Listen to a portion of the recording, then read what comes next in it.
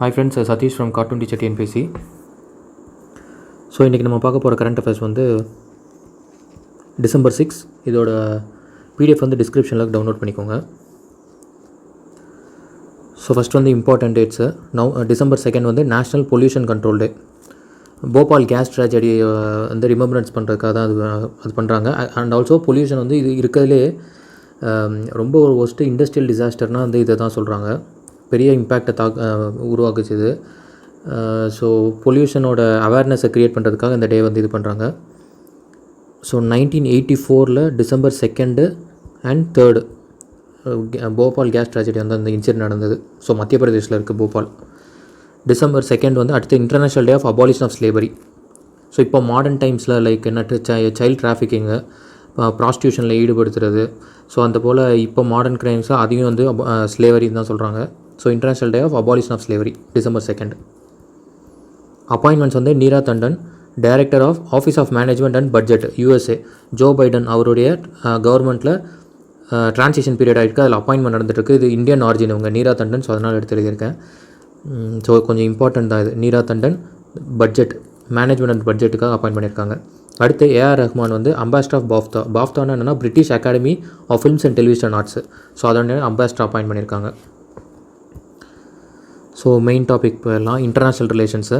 USA and China. USA வந்து ends the exchange program with China. Actually 1961 ஒரு act வந்து ஒன்று சைன் பண்ணியிருப்பாங்க. ஸோ அது என்ன ஆக்ட் அப்படின்னா mutual educational cultural exchange between USA and China. அப்போ வந்து பிரசிடென்ட் வந்து ஜான் எஃப் கென்னடி அவர் தான் சைன் பண்ணியிருக்காரு. அதை வந்து இப்போ என்ன பண்ணுறாங்க, ஸ்டாப் பண்ணுறாங்க. யார் US நிறுத்திடுறாங்க. அந்த என்ன அஞ்சு பாலிசிஸ் அப்படின்னா the policy makers educational China trip program, US China friendship program, US China leadership exchange, அடுத்து US China trans Pacific exchange, அப்புறம் ஹாங்காங் எஜுகேஷனல் கல்ச்சர் ப்ரோக்ராம்ஸ். இதெல்லாம் இந்த ஆக்ட் கீழே வந்து பண்ணிட்டு இருந்தாங்க. ஸோ அதை எல்லாத்தையும் இப்போ ஸ்டாப் பண்ணுறாங்க USA. அடுத்து போகோ ஹராம். அது வந்து எதுனா நைஜீரியாவில், அதுவும் ஈஸ்டர்ன் நைஜீரியாவில் இருக்கிறவங்க ஜிஹாதிஸ்ட்டு.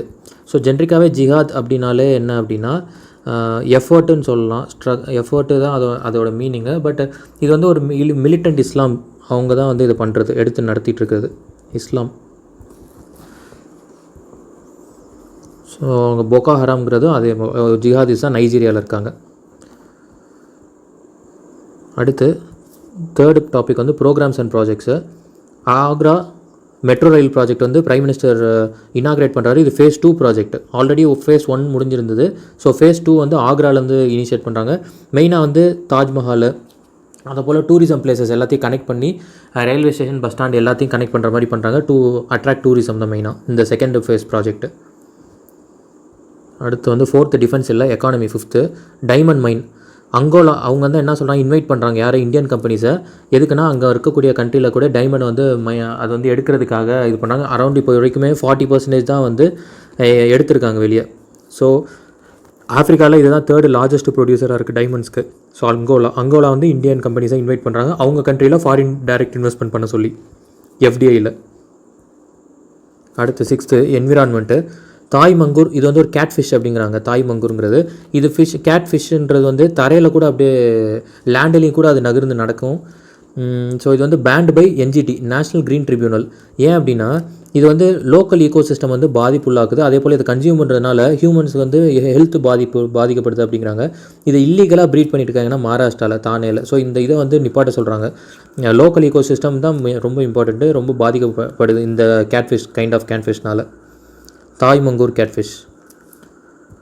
அடுத்து வந்து பாலிட்டி. ரெஸ்டிடியூஷன் அப்படின்ற ஒரு கீவேர்டு வந்து யூஸ் பண்ணுறாங்க. யாருன்னா Delhi is the first city in the country to announce. என்ன பண்ணுறாங்க அப்படின்னா அதாவது விக்டிம்ஸு, அதாவது பாதிக்கப்பட்டவங்க, எதில் ரேப்பு, மர்டர், ஸோ அது போல் பாதிக்கப்பட்டவங்க அவங்களுக்கு வந்து குற்றவாளிகளாக வந்து ப்ரூவ் பண்ணுறவங்க வந்து ஃபினான்ஷியல் காம்பன்சேஷன் கொடுக்கணும் அப்படிங்கிறது தான் அது வந்து restitution or compensation meaning. So Delhi வந்து கொண்டு வராங்க. கன்விக்ஸ் வந்து விக்டிம்ஸ்க்கு வந்து ஃபினான்ஷியல் காம்பன்சேஷன் கொடுக்கணும் அப்படின்னு சொல்லி. அடுத்து பார்லிமெண்ட் ப்ராஜெக்ட். ஆக்சுவலி இதை வந்து நம்ம டீட்டெயிலாகவே ஆல்ரெடி நவம்பர்லேயே பார்த்துட்டோம். ஹிஸ்ட்ரி ஆஃப் பார்லிமெண்ட் பில்டிங்ஸ் அதுக்கு டிசைன் பண்ணதுலேருந்து யார் இப்போ கரண்ட்டாக வரைக்கும் எப்படி இருக்குன்னு சொல்லி எல்லாமே பார்த்தோம். இப்போ வந்து பிரைம் மினிஸ்டர் வந்து December 10 வந்து ஃபவுண்டேஷன் ஸ்டோன் வந்து லைன் போட போகிறாங்க பார்லிமெண்ட்டை கன்ஸ்ட்ரக்ட் பண்ணுறதுக்கு. 2024 முடிஞ்சிடும் அது. ஸோ இப்போ இந்த பில்டிங்கில் வந்து மொத்தம் 1224 சீட்ஸ் வந்து இதில் வந்து அக்கம்பெனி பண்ண முடியுமா. இப்போ கரண்ட்டாக வந்து 545 தான் லோக்சபாவில் இருக்குது. ஸோ அது போல் இது வந்து லோக்சபாவில் இப்போ 888 வரைக்கும் கொண்டு வர முடியும். அதே போல் ராஜ்யசபாவில் 384 சீட்ஸ் கொண்டு வர முடியுமா. இப்போ 1224 சீட்ஸு இப்போ புது பில்டிங்கில் கொண்டு வரும்பொழுது வரக்கூடிய கெப்பாசிட்டி இருக்குது அப்படிங்கிறாங்க. இதோட ஏரியா வந்து 64,500 ஸ்கொயர் மீட்டர் வந்து இது பண்ணுறாங்க. 4 ஃப்ளோர்ஸ் இருக்குது இதில் மொத்தம். இதை தவிர்த்து நம்ம அந்த ப்ராஜெக்ட்டை பற்றின டீட்டெயில் கம்ப்ளீட்டாக நவம்பர் மந்த்லேயே கம்ப்ளீட் பண்ணியாச்சு. ஸோ அதனால் நான் திரும்பி எழுதலை. அடுத்து தேர்ட் வந்து ஆக்டில் இதெல்லாம் நியூஸில் வந்து இம்பார்ட்டன்ட் ஆக்ட், அதனால் எடுத்து எழுதியிருக்கேன். நியூஸ் நமக்கு முக்கியம் இல்லை. So 2006 prohibition of child marriage act. Andhra பிரதேசில் ஒரு காலேஜ் ஸ்டூடெண்ட்ஸ் 2 பேர் வந்து காலேஜ் ஸ்டூடெண்ட்ஸ்க்குள்ள ஸ்கூல் ஸ்டூடெண்ட்ஸு கல்யாணம் பண்ணியிருக்காங்க ஸ்கூல்லேயே. அது கொஞ்சம் வெளியே லீக்கேஜ் ஆகிருக்கு அந்த வீடியோ. அதுக்கப்புறம் ஸோ அது இஷ்யூ போச்சு, அது நமக்கு தேவையில்லை. But 2006 prohibition of child marriage act, விமனுக்கு வந்து 18 இருக்கணும் மினிமம், மென்னுக்கு வந்து 21 இருக்கணும் எலிஜிபிள் ஃபார் மேரேஜுக்கு. அடுத்து வந்து 2020 UP prohibition of unlawful conversion of religious ordinance, அதாவது லவ் ஜிஹாத் அப்படின்ற ஒரு டேர்ம் வந்து என்னன்றதை பார்த்தோம். கன்வெர்ட் பண்ணி லவ்ன்ற பேரில் வந்து கல்யாணம் பண்ணி அவங்கள மதமாற்றம் பண்ணுறது, அது வந்து தடுக்கிறதுக்காக யூபி கவர்மெண்ட் வந்து ஒரு பில்லு பாஸ் பண்ணாங்க. இது வந்து உத்தரகாண்டில் 2018 வந்து பாஸ் பண்ணியிருந்தாங்க. யூபி இப்போ 2020 பாஸ் பண்ணாங்க. அதுபடி வந்து 7 அரெஸ்ட் வந்து பண்ணியிருக்காங்க இப்போ நேற்று. ஸோ அதனால் இது வந்து யூபியில் 2020 கொண்டு வந்திருக்காங்க.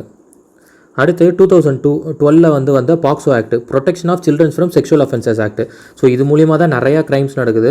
ஸோ இந்த 2012 பாக்ஸோ ஆக்ட் தான் இது ரொம்ப இம்பார்ட்டண்ட்டான ஆக்ட் இது. அடுத்து வெஸ்ட் பெங்கால் கவர்மெண்ட் வந்து ஒரு ஸ்கீம் ஒன்று கொண்டு வராங்க, டுவாரே சர்க்கார் அப்படிங்கிறாங்க. அது அப்படின்னா கவர்மெண்ட் டோர் ஸ்டெப்பு லோக்கல் பாடியில் கொண்டு வராங்க. அதுவும் குறிப்பாக கவர்மெண்ட் சர்வீசஸ் வந்து வீட்டில் வந்து முன்னாடி வந்து என்னென்னு கேட்டு பண்ணி கொடுக்குற மாதிரி அது. So government at doorstep initiative, west Bengal government, Duare Sarkar. அடுத்து வந்து நேற்று வந்து கரண்ட் அஃபேர் பார்க்கும்பொழுது வந்து ஸ்டேட்ஸ் வந்து 28 ஸ்டேட்ஸ் சொல்லியிருந்தேன், யூனியன் டெரிட்டரி 9 சொல்லியிருந்தேன். ஆக்சுவலி 9 இல்லை, இப்போதைக்கு 8 தான் இருக்குது. எப்படி 8னா தாதர் நகர் ஹவேலி அண்ட் டாமன் அண்ட் டையூ, இங்கே இருக்கிற தாதர் நகர் ஹவேலி அண்ட் டாமன் அண்ட் டையூவை ஜனவரி மாதமே 2020 இந்த வருஷம் ஸ்டார்டிங்கில் அது ரெண்டையும் மர்ஜ் பண்ணிடுறாங்க. ஸோ அப்போ வந்து 8 யூனியன் டெரிட்டரியாக மாறுது. ஸோ இப்போதைக்கு as on today date 28 state இருக்குது, அப்புறம் 8 யூனியன் டெரிட்டரி இருக்குது. இதுதான் வந்து இப்போ கரண்ட் ஃபேக்ட்டு. நேற்று இதில் 9 சொல்லியிருப்பேன், அதை மாற்றிக்கோங்க. அடுத்து வந்து 10th ஸ்போர்ட்ஸு. இதில் வந்து கன்கஷன் சப்ஸ்டியூட் அப்படின்னு சொல்லி இந்தியா ஆஸ்திரேலியா மேட்ச்சில் வந்து T20 மேட்ச்சில் வந்து யூஸ் பண்ணியிருக்காங்க. ஃபஸ்ட்டு இதில் இன்றைக்கி வந்து நம்ம 2வது இதில் ஜெயிச்சிட்டோம். ஃபஸ்ட்டு மேட்ச்லேயும் நம்ம ஜெயிச்சிட்டோம், 2வதுலேயும் ஜெயிச்சிருக்கோம் இன்றைக்கி. ஸோ ஃபஸ்ட்டு மேட்ச்சில் வந்து ஜடேஜாவுக்கு வந்து என்ன ஆயிடுச்சு, கிராம்பு காலில் வந்து அவருக்கு இதாகும். அதுக்கப்புறம் அவர் வந்து ரீப்ளேஸ்ட் பை சஹல். ஸோ அதான் அதாவது என்ன சொல்கிறாங்கன்னா, கன்கஷன் சப்ஸ்டியூட்னாலே like for a like replacement. அதாவது ஒரு பிளேயர் வந்து இப்போ ஆல்ரவுண்டர் அப்படின்னா அவருக்கு ஏற்ற மாதிரி ஈக்குவலாக தான் இன்னொருத்தர் இது பண்ணுமே தவிர நல்ல ஹை பொட்டென்ஷியலாக இல்லை அது மாதிரி மாற்றக்கூடாது. ஸோ அப்போ அதுதான் வந்து லைக் ஃபார் லைக் அப்படிங்கிறாங்க. ஸோ இன்கேஸ் ஒரு பிளேயருக்கு வந்து இதாகிடுச்சுன்னா, இன்ஜுரி ஆச்சு வச்சுச்சுன்னா அடுத்து ரீப்ளேஸ்மெண்ட் பண்ணிக்கலாம்.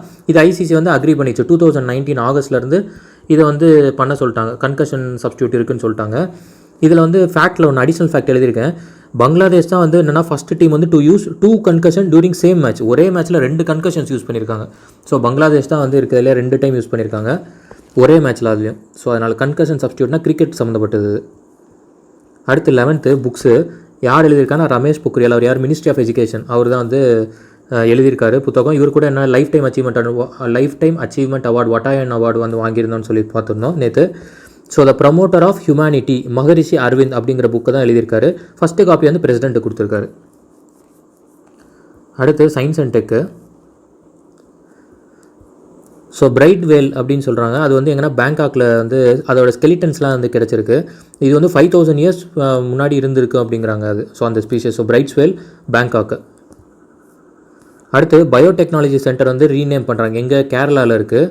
அந்த இன்ஸ்டியூட் பேர் என்ன அப்படின்னா ராஜீவ்காந்தி சென்டர் ஃபார் பயோடெக்னாலஜி. இதை வந்து என்னென்னு மாற்றுறாங்கன்னா லேட் RSS ஐடியல். இவர் வந்து 1905 இருந்திருப்பார்னு நினைக்கிறேன். ஸோ அவர் பேர் கோல்வாக்கர். ஸோ இவரோட பேரை வந்து ரீநேம் பண்ணி வைக்கிறாங்க இந்த இன்ஸ்டியூட்டுக்கு. So Rajiv Gandhi centre for biotechnology. இது வந்து நிறையா கிரிட்டிசிசம்ஸ் இருக்குது. ஸோ இது கேரளாவில் இருக்குது இந்த சென்டர். இதை வந்து ரீநேம் பண்ணாங்க கோல்வாக்கர்ன்ட்டு. அடுத்து யுனைடெட் நேஷன் வந்து ஒரு ப்ரோக்ராம் வந்து ஒன்று இனிஷியேட் பண்ணியிருக்காங்க. என்னென்னா சானிடேஷன் அண்ட் ஹைஜீன் ஃபண்டுன்னு சொல்லி அந்த ஃபண்டு அங்கே அவங்கக்கிட்ட இருக்கக்கூடிய ஃபண்ட் ரிசர்வ் வந்து ரிலீஸ் பண்ணுறாங்க. யாருக்குன்னா சில கண்ட்ரிஸு எங்கே வந்து அந்த டிசீஸ் வந்து கொரோனா ஸ்ப்ரெட் ஆகிட்டு இருக்குது, அதை கட்டுப்படுத்த முடியல. அதுவும் எதனால் ஸ்ப்ரெட் ஆகுதுன்னா த்ரூ ப்ராப்பர் சானிடேஷன் இல்லாமல் இருக்கிறனால. அப்படி இருக்கக்கூடிய கண்ட்ரிஸ்க்கு வந்து ஹெல்ப் பண்ணணும், ஃபினான்ஷியல் எய்டு கொடுக்கணுங்கிறதுக்காக யுனைடெட் நேஷன் வந்து ஸ்டார்ட் பண்ணியிருக்காங்க. அடுத்து சி ஸ்பார்க்கிள் ப்ளூம் அப்படின்னு சொல்லி கர்நாடகாவில் வந்து பார்த்துருக்காங்க. அதுக்கான காரணம் என்ன, அதாவது நம்ம ஆல்ரெடி ஒரு மஷ்ரூம் வந்து இந்த மாதிரி வந்து நைட் டைமில் வந்து க்ளோ ஆகுதுன்னு சொல்லி பார்த்துருந்தோம். நவம்பர் ஸ்டார்டிங்கில் இல்லை அக்டோபர் லாஸ்ட்லேயே பார்த்துருந்தோம். ஸோ அதே போல் இங்கே வந்து கர்நாடகாலையும் அது மாதிரி ஒன்று வந்து நடந்திருக்கு. அதுக்கான காரணம் என்னென்னா இந்த ஸ்பீஷஸ் தான், நாக்டிலுக்கா சின்டிலியன்ஸ். ஸோ இதுதான் அந்த ஸ்பீஷஸு. இது வந்து என்ன அப்படின்னா, இது வந்து பயோலூமினசன்ட், அதாவது நைட் வந்து அந்த க்ளோ பண்ணுது. என்ன, பிகாஸ் ஆஃப் டைனோ ஃப்ளஜல்லேட். இது வந்து ஒரு சிங்கிள் செல்டு யூக்கரியாட்டு.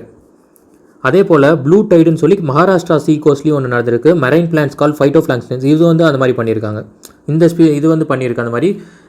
கடலில் வந்து அப்படியே ஒரு மாதிரி ப்ளூ கலரில் நைட்டில் அப்படியே க்ளோ ஆகிருக்கும். ரொம்ப ஒரு மாதிரி நல்லா இங்க் கலர் ப்ளூவில் இருக்கும், நல்லா பிரைட்னஸாக இருக்கும். ஸோ இப்போ இன்றைக்கி 2 பார்த்துருக்கோம். இது இல்லாமல் ஆல்ரெடி மஷ்ரூம் வந்து இதே போல் க்ளோவானதான் வந்து நவம்பர் லாஸ்ட்டில் பார்த்துருந்தோம். ஸோ அதையும் ஒரு டைம் பாருங்கள் திரும்பி. So Karnataka, Maharashtra. So next வந்து ஜாகிரஃபியில் காவன் எலஃபண்ட் அப்படின்னு சொல்லி வேர்ல்டு லோன்லியஸ்ட் எலஃபண்ட் அப்படிங்கிறாங்க. இது எங்கன்னா பாகிஸ்தானில் இருந்திருக்கு. இதுக்கு முன்னாடி அதோட ஹிஸ்ட்ரி பார்த்தோம் அப்படின்னா 1985, அதாவது 1 மந்த் அது இருக்கும் பொழுது ஸ்ரீலங்கா தான் வந்து பாகிஸ்தானுக்கு கிஃப்டாக தராங்க. ஸோ அப்போ வந்து ஷாஹெலி அப்படின்னு சொல்லி 1990 நினைக்கிறேன். ஸோ அப்போ வந்து ஷாஹெலின்ற இன்னொரு எலஃபண்ட் கூட இது சேர்க்குறாங்க. ஸோ அங்கே இருக்குது, 2 சேர்ந்து தான் இருக்குது. 2012 அந்த ஷாஹெலிங்கிற எலஃபண்ட் இறந்துருது.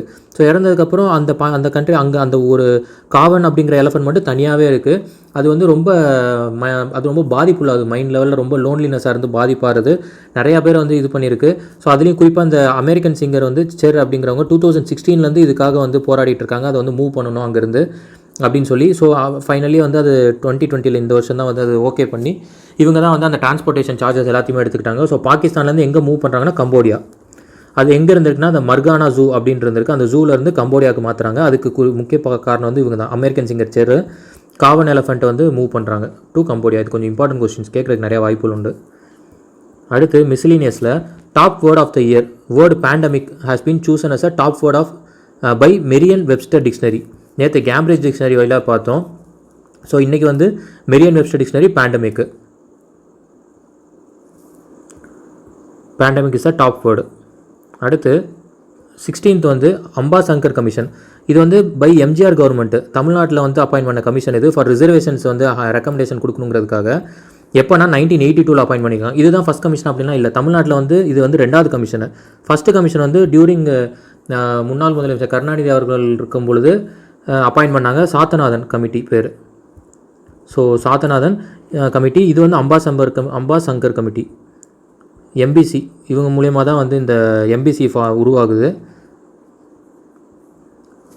ஸோ ஏன்னா இப்போ வந்து இங்கே வந்து இப்போ 1 இயர் கம்யூனிட்டி வந்து பாமக அவங்க தலைமையில் என்ன பண்ணுறாங்க, 20% ரிசர்வேஷன் கேட்டுட்ருக்காங்க. அவங்களுக்கு மட்டுமே தனியாக 20% ரிசர்வேஷன் கேட்குறாங்க.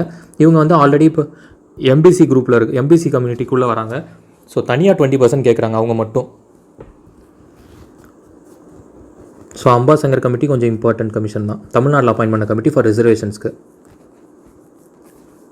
ஸோ ஓகே, December 6 முடிஞ்சிருச்சு. ஸோ பாருங்கள், 7th நாளைக்கு பார்க்கலாம். தேங்க்யூ.